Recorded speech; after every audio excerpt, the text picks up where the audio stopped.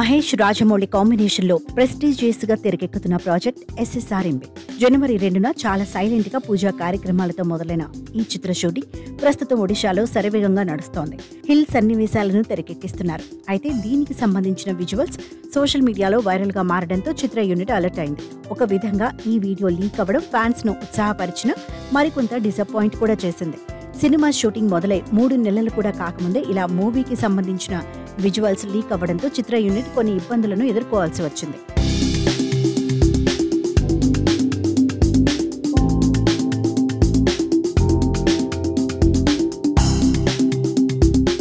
మహేష్ కు సంబంధించిన video leak అవ్వడంతో రాజమౌళి చిత్ర యూనిట్ పై ఫైర్ అయ్యాడని తెలుస్తోంది. దీంతో ప్రస్తుతం సినిమా చిత్రీకరణ జరిగే సమయంలో 3 అంచెల భద్రతను ఏర్పాటు చేసినట్లుగా తెలుస్తోంది. సినిమాకు సంబంధించిన యూనిట్ మినహా మరెవరికి అనుమతి లేకుండా జాగ్రత్తలు తీసుకుంటున్నారట.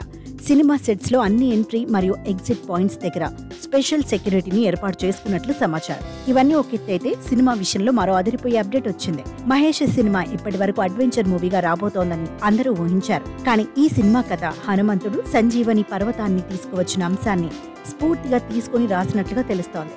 ఈ సినిమా కథ కోసం రైటర్ విజయేంద్ర ప్రసాద్ ఎన్నడూ లేనంతగా జాగ్రత్తలు తీసుకున్నట్లు తెలుస్తోంది. ఏ సినిమా కథ అయినా నెలలో పూర్తి చేసే విజయేంద్ర ప్రసాద్ ఈ సినిమా కోసం 2 ఏళ్లకు పైగా సమయాన్ని తీసుకున్నారట.